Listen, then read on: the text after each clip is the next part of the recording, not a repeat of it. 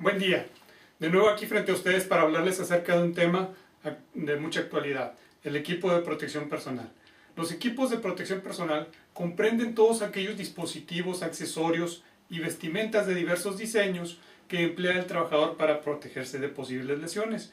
Los equipos de protección personal constituyen uno de los conceptos más básicos en cuanto a la seguridad en el lugar de trabajo y son necesarios cuando los peligros no han podido ser eliminados por completo o controlados por otros medios como por ejemplo controles de ingeniería. Ok, ¿cuál es la obligación legal o cuál es el marco legal de este tema? Vamos a situarnos pues en la norma 017 de la STPS del 2008 que textualmente nos dice que el equipo de protección personal es el conjunto de elementos y dispositivos diseñados específicamente para proteger al trabajador contra accidentes y enfermedades que pudieran ser causados por agentes o factores generados con motivo de sus actividades de trabajo y de la atención de emergencias. ¿Sí? En caso de que el análisis de riesgos establezca la necesidad de utilizar ropa de trabajo con características de protección, esta será considerada como un equipo de protección personal. Esto es lo que nos dice nuestra legislación, nuestro marco legal, del cual ya dijimos es la norma 017 de la STPS del 2008. Como todos sabemos, en la norma obviamente nos marca ciertas obligaciones para los patrones y ciertas obligaciones para los trabajadores. En este caso, las obligaciones de los patrones, primero que nada, son mostrar a la autoridad del trabajo cuando ésta así lo solicite todos los documentos que la presente norma le obligue a elaborar o poseer. Estos documentos obviamente vienen listados en uno de los apartados de la norma, de la presente norma. Nos dice también que debemos identificar y analizar los riesgos de trabajo a los que están expuestos los trabajadores por cada puesto de trabajo y el área o centro laboral, con al menos los siguientes datos: tipo de actividad que desarrolla el trabajador, tipo de riesgo de trabajo identificado, región anatómica de que vamos a proteger, puesto de trabajo y el equipo de protección personal requerido. Esto es el 5.2. El 5.3 nos dice que debemos determinar el equipo de protección personal que deben utilizar los trabajadores en función de los riesgos de trabajo a los que puedan estar expuestos por las actividades que desarrollen o por las áreas en donde se encuentran. En caso de que el análisis de riesgo se establezca la necesidad de utilizar ropa de trabajo con características de protección, esta será considerada como equipo de protección personal. El patrón puede hacer uso de las tablas contenidas en la guía de referencia de la presente norma para determinar el equipo de protección personal para los trabajadores y para los visitantes que ingresen en las áreas donde existan señales de uso obligatorio de equipo de protección personal específico. Nuestro punto 4 nos dice que debemos proporcionar a los trabajadores equipo de protección personal que cumpla con los siguientes requisitos. Primero que nada, que atenúe la exposición del trabajador con los agentes de riesgo, que en su caso sea de uso personal, que esté acorde a las características físicas de los trabajadores y que cuente con las indicaciones, las instrucciones o los procedimientos del fabricante para uso, revisión, reposición, limpieza, limitaciones, mantenimiento, resguardo y disposición final. También debemos comunicar a los trabajadores los riesgos de trabajo a los que están expuestos en el puesto de trabajo que desarrolla o en las áreas del centro laboral, con base a la identificación y análisis de los riesgos a los que se refiere el apartado 5.2.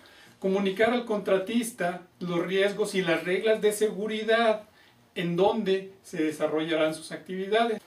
Los contratistas deben dar seguimiento a sus trabajadores para que porten el equipo de protección personal y cumpla con las condiciones de la presente norma. Además, se deberá proporcionar a los trabajadores la capacitación y el adiestramiento para el uso, revisión, reposición, limpieza, limitaciones, mantenimiento, resguardo y disposición final del equipo de protección personal con base a las indicaciones, instrucciones o procedimientos que elabore el fabricante de tal equipo de protección personal.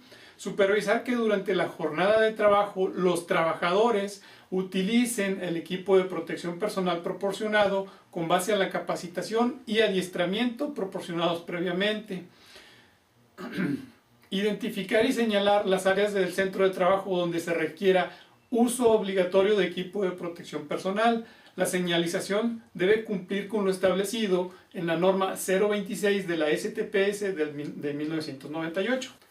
Así como los patrones tienen obligaciones que cumplir, también los trabajadores tienen una serie de obligaciones que deben de cumplir al momento de estar en el centro de trabajo. Primero que nada, deben de participar en la capacitación y adiestramiento que el patrón proporcione para el uso, revisión, reposición, limpieza, limitaciones, mantenimiento, resguardo y disposición final del equipo de protección personal. Deben utilizar el equipo de protección personal proporcionado por el patrón de acuerdo a la capacitación que recibieron para tal efecto. Deben revisar antes de iniciar, durante y al finalizar su turno de trabajo las condiciones del equipo de protección personal que utilizan. También deben informar al patrón, cuando las condiciones del equipo de protección personal ya no los protejan, a fin de que se les proporcione mantenimiento o se les reemplace el equipo de protección personal. Ok, pero ¿cuáles son los requisitos de ese equipo de protección personal? Primero que nada, debe proporcionar máximo confort y su peso debe ser el mínimo compatible con la eficiencia en la protección. No debe restringir los movimientos del trabajador, debe ser durable y, de ser posible, el mantenimiento debe hacerse en la empresa. Debe ser construido con las normas, de acuerdo con las normas de construcción, y debe tener una apariencia atractiva. Aquí yo estoy seguro que me van a decir, bueno, ¿y por qué tiene que ser atractivo? Déjenme les cuento una anécdota de hace ya un buen tiempo. Cuando yo me iniciaba en esto de trabajar en la industria, estaba trabajando como operario en una planta. Y obviamente en aquel entonces el equipo de protección personal que se nos proporcionaba era pero tan pesado y pero tan así feo con F mayúscula, que la verdad no te daban ganas de utilizarlo, ¿sí? Si estamos hablando de los lentes, yo creo que muchos se acordarán de unos lentes así como tipo marroncito, que eran tan pesados, pero ay, que a la hora ya te andaba doliendo la parte de los oídos. Y eran unos zapatos de seguridad enormes y pesadísimos, que más que zapatos parecían instrumentos de tortura, ¿sí? Obviamente con el tiempo pues han evolucionado los materiales, han evolucionado los diseños y ya podemos ver, obviamente si hablamos en este caso de lentes, pues lentes más delgados, de mejor diseño. Lo mismo con los zapatos de seguridad, obviamente vamos a ver ahora sí que de calidades a calidades, pero todos deben cumplir con ciertas normas para poder decir que son de seguridad. Durante un tiempo he estado impartiendo cursos de seguridad y hay una cosa que he aprendido de todo este tiempo. Bueno, hay varias cosas, ¿verdad? Pero una de ellas es que aún y cuando traigas el equipo de protección personal, el equipo de protección personal tiene ventajas y tiene sus desventajas. No siempre te va a proteger al 100% de todos los accidentes. Entre sus ventajas podemos contar con que que es más rápido implementar un equipo de protección personal que hacer otro tipo de modificaciones. Hay una gran disponibilidad de modelos en el mercado para diferentes usos, obviamente de acuerdo a cada actividad. Es fácil visualización de su uso, o sea, obviamente podemos ver nosotros que trabajamos de repente en seguridad si está usándolo o no está usándolo el trabajador. Tienen un costo bajo comparado con otros sistemas de control y son fáciles de usar. Entre las limitaciones podemos decir que crean una falsa sensación de seguridad. Pueden ser sobrepasados por la energía del contaminante o por el material para el cual fueron diseñados. Aquí voy a hablar específicamente acerca, por ejemplo, de la faja, ¿sí? Durante mucho tiempo se nos enseñó que la faja nos ayudaba a protegernos y que podíamos levantar cosas pesadas y lo que ustedes quieran y gusten, ¿no? Cosa que es muy errónea. ¿sí? Cosa que es errónea. ¿Sí? ¿Por qué hago este énfasis?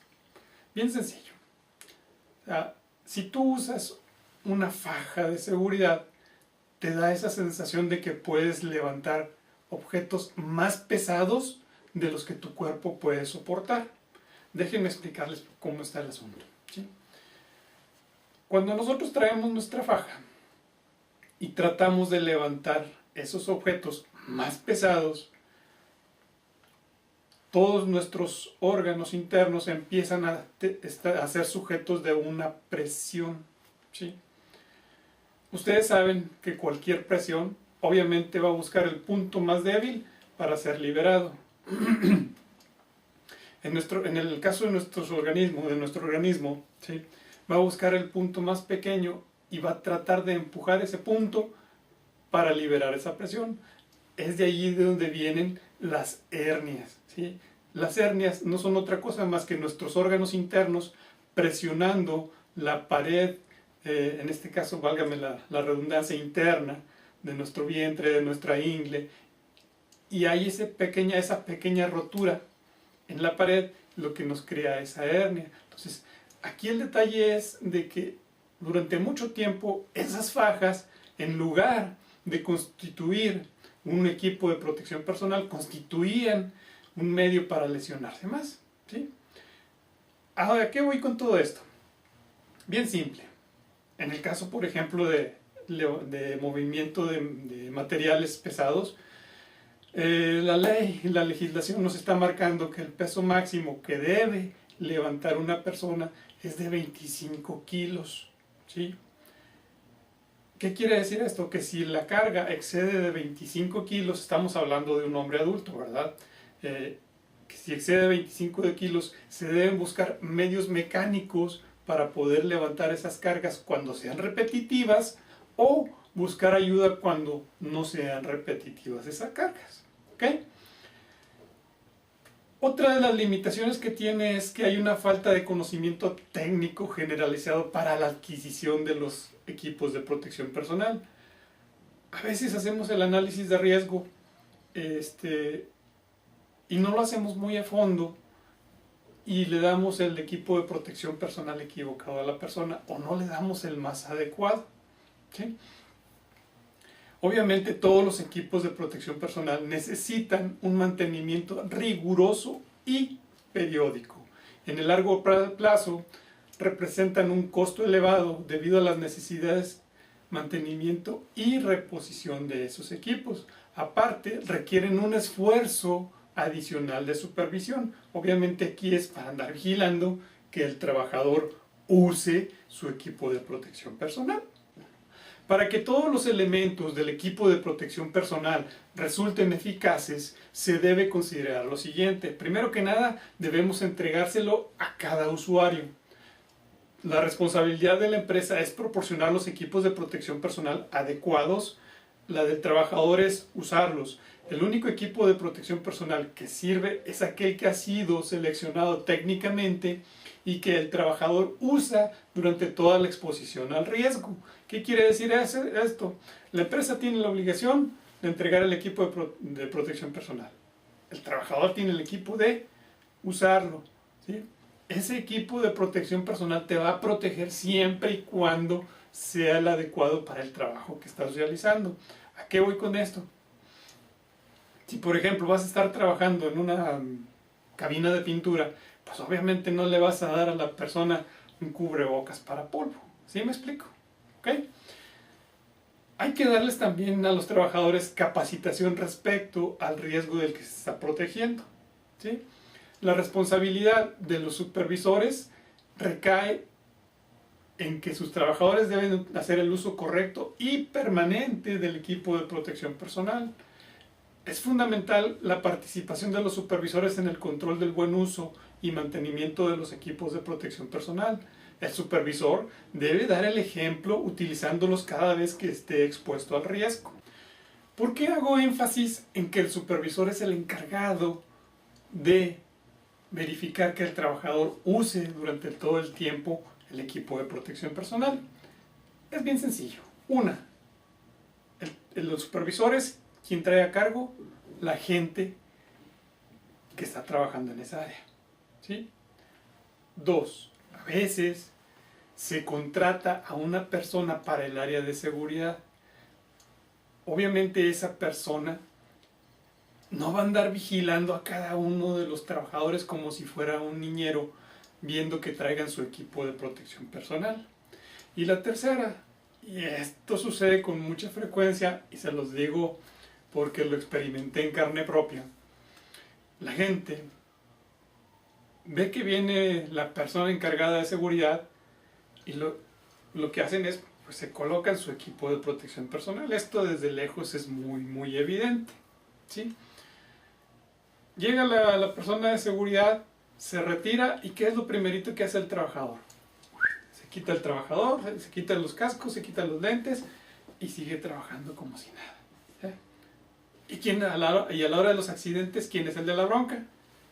El de seguridad. ¿Sí? Entonces, precisamente es la razón por la que hago énfasis de que el supervisor es quien debe estar al pendiente de que los trabajadores traigan su equipo de protección personal. Pero sucede frecuentemente que a veces el supervisor, que es quien debe darles el ejemplo, pues tampoco lo usa. Así que, pues, ¿de qué sirve? Si no lo usa el supervisor, pues, ¿por qué lo voy a usar yo? ¿Sí me explico? Para continuar, vamos a ver cómo se clasifican los equipos de protección personal. Obviamente hay varias clasificaciones. La primera de ellas es protección a la cabeza, protección a los ojos y cara, protección a los oídos, protección a las vías respiratorias, protección a las manos y brazos, protección de piernas y pies, cinturones de seguridad para trabajos en altura, ropa de trabajo y ropa protectora. Vamos a hablar ahora de la protección para la cabeza. Protección a la cabeza. Los elementos de protección a la cabeza básicamente se reducen a los cascos de seguridad. Los cascos de seguridad proveen protección contra impactos y penetración de objetos que puedan caer sobre la cabeza. Los cascos de seguridad también pueden proteger contra choques eléctricos y quemaduras. El casco protector no se debe caer de la cabeza durante las actividades de trabajo. Para evitar esto, debe usarse una correa o barbiquejo que le llamamos, que debe sujetarlo a la quijada.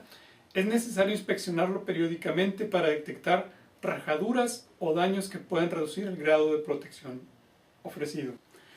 Antes de continuar, déjenme, ahorita que estamos hablando acerca del casco que nos dice que debemos evitar que se caiga la cabeza, pues obviamente hay formas de utilizar ese casco.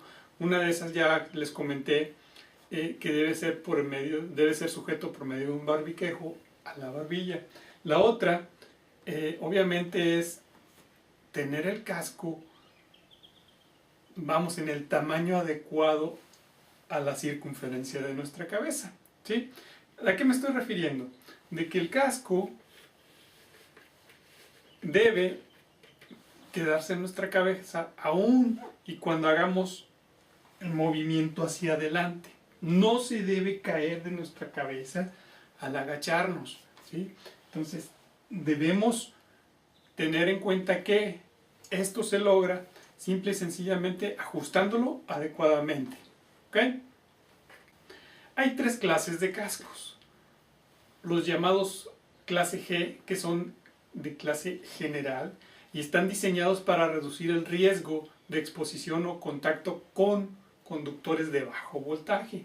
Los de clase E, que son eléctricos, estos están diseñados para reducir el peligro de exposición a contacto con conductores de alto voltaje. Y los clase C, que son conductores, estos cascos están diseñados para no brindar ninguna protección contra contacto eléctrico.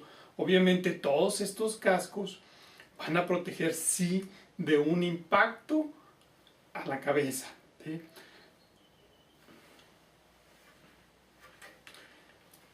Aquí yo tengo un casco que les mostraba ahorita.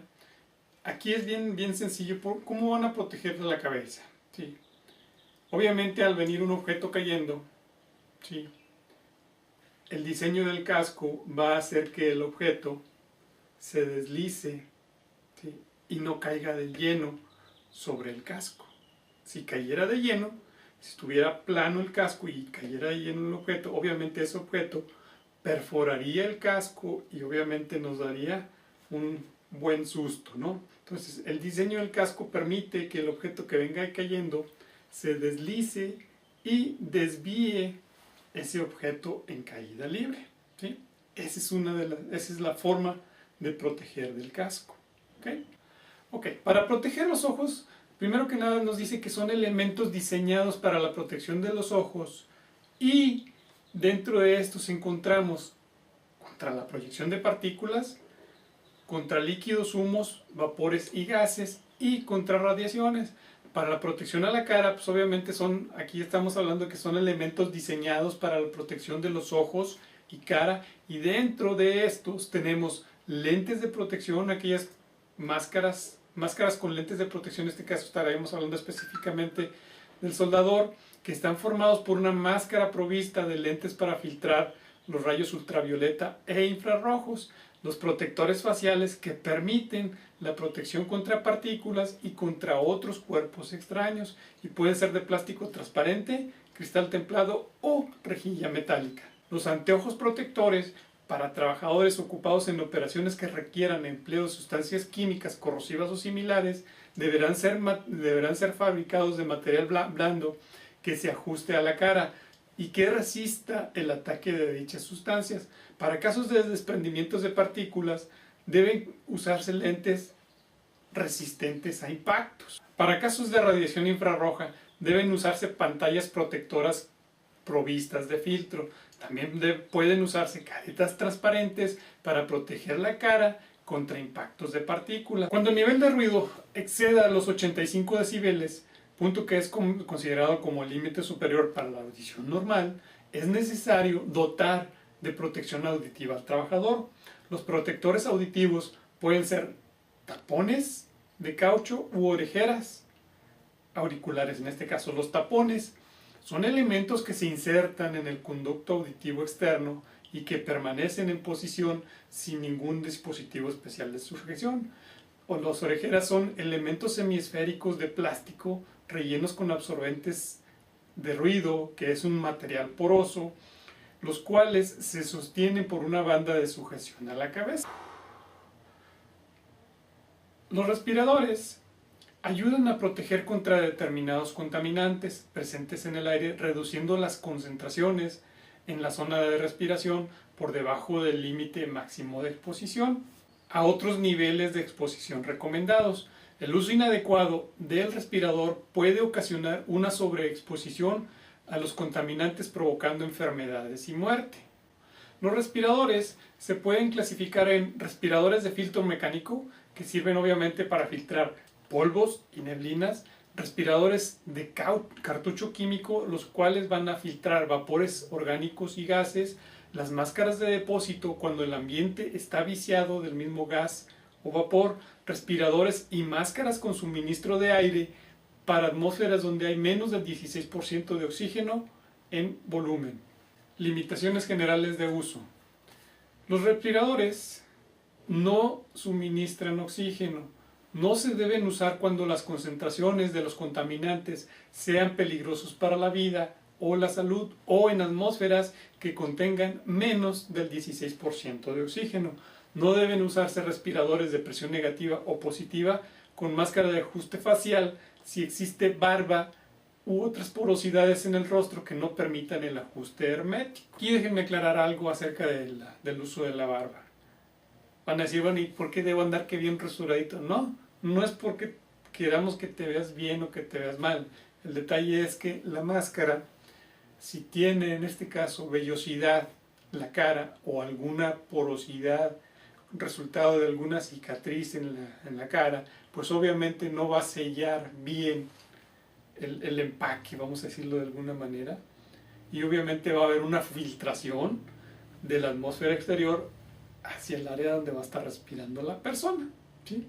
Ese es el punto del que estamos hablando cuando decimos que no se deben usar respiradores si existen barbas u otras porosidades en el rostro. Es nada más para aclarar este punto. Para proteger las manos y los brazos de los trabajadores normalmente usamos guantes o mangas, ¿sí? En primer lugar, los guantes que se le otorguen al trabajador, primero que nada, deben ser seleccionados de acuerdo a los riesgos a los cuales el usuario está expuesto y a la necesidad de movimiento libre de los dedos, ¿sí? Aquí sucede muy frecuentemente de que les das los guantes y de rato andan sin los guantes. ¿Qué es lo que pasa? Pues obviamente el trabajador dice, ¿sabes qué? Es que no puedo. Vamos, en trabajos de mucha precisión, que requiere mucha precisión y que es necesario usar la yema de los dedos para detectar esas pequeñas imperfecciones, pues obviamente va a ser más difícil llevar a cabo esta labor con los guantes, definitivamente. Ahí, ¿qué es lo que está pasando? Que obviamente no le diste los guantes adecuados al trabajador, ¿sí? Si requiere hacer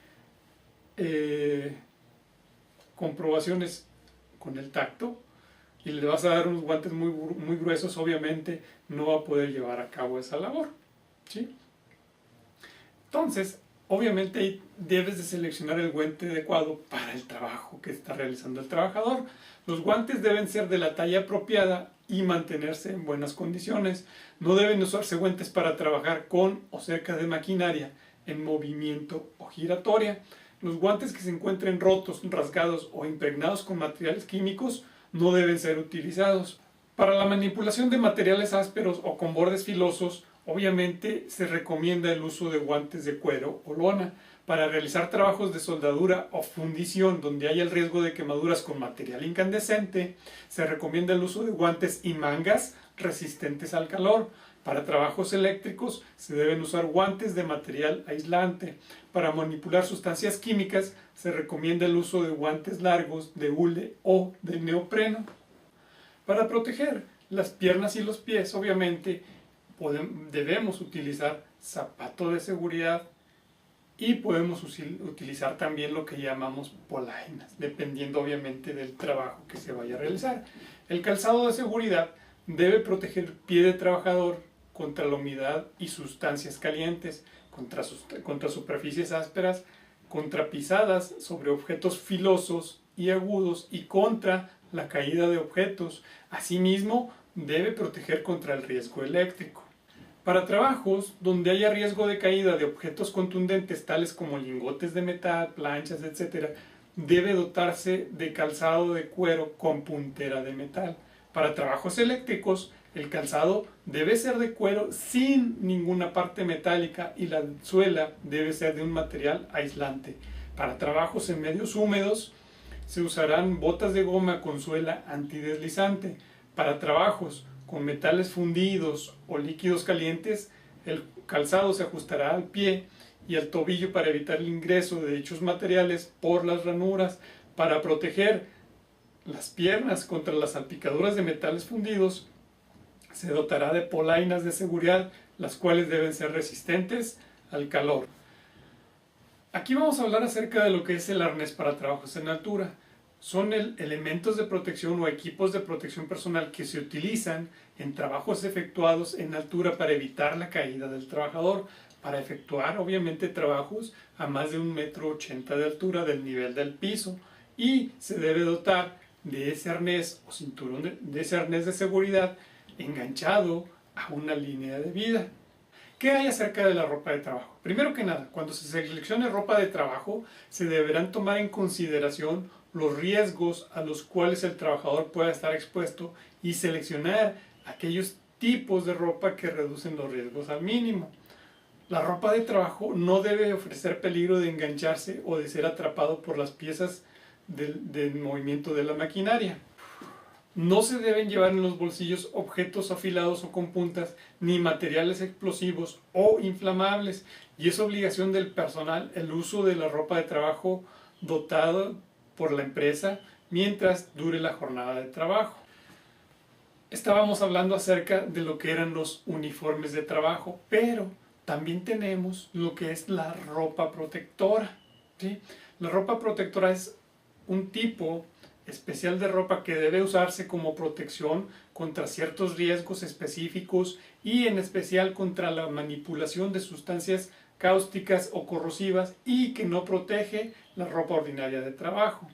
El tipo de ropa protectora, primero que nada, dice los vestidos o protectores y capuchones para los trabajadores expuestos a sustancias corrosivas u otras sustancias dañinas deben ser de caucho o de goma.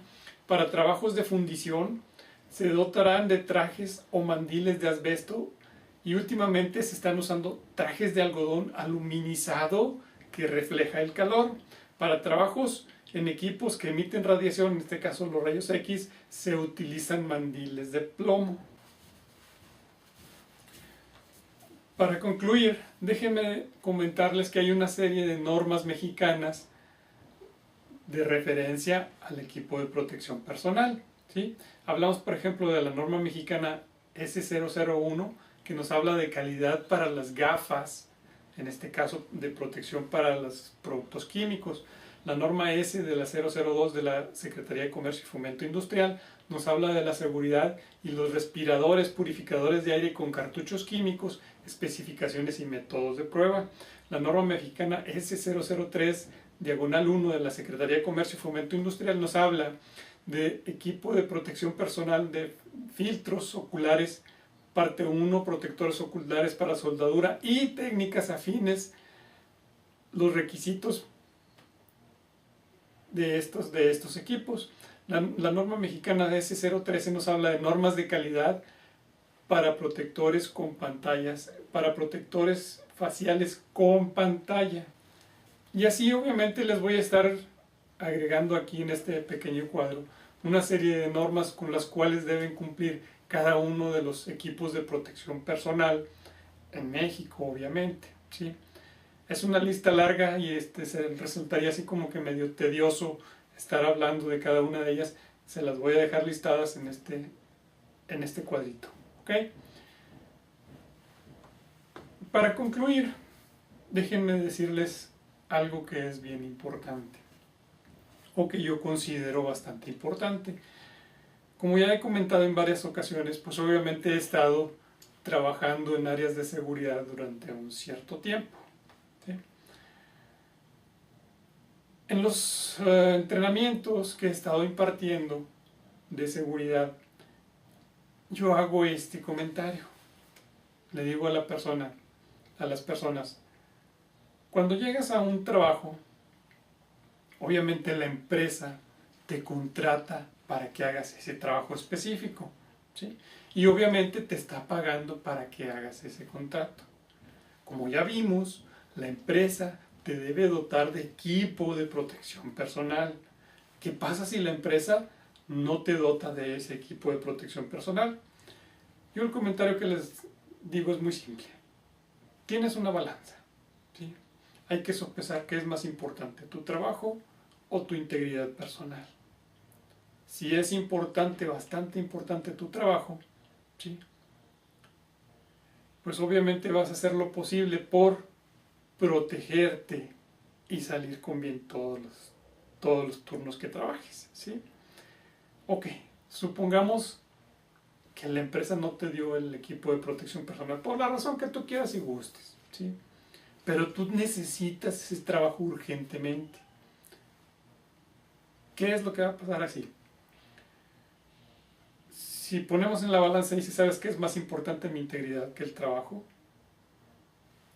bueno, la decisión final es tuya. Pero sí es importante el trabajo, ¿sí?, pero también es importante tu integridad personal, y la empresa no te proporciona el equipo de protección personal adecuado, pues a lo mejor sería bueno que le invirtieras un poquito en ti mismo, ¿sí?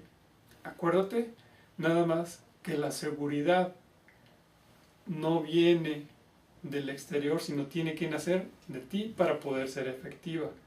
No vas a tener siempre a un niñero detrás de ti diciéndote, ¿sabes qué? ¿Necesitas ponerte tu equipo de protección personal? ¿Necesitas usarlo? No, definitivamente que no. ¿Por qué? Porque yo estoy seguro de que cuando tengas a esa persona a tu lado, en el momento en que se dé la vuelta, tú te vas a quitar ese equipo de protección personal.